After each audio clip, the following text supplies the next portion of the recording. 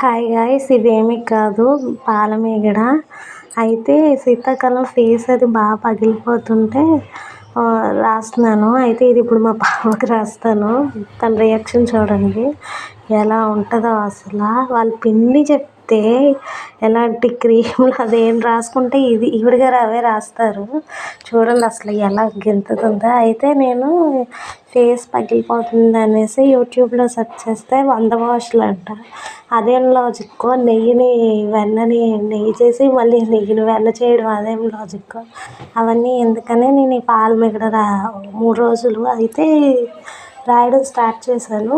బాగానే పర్లేదు, పనిచేసింది.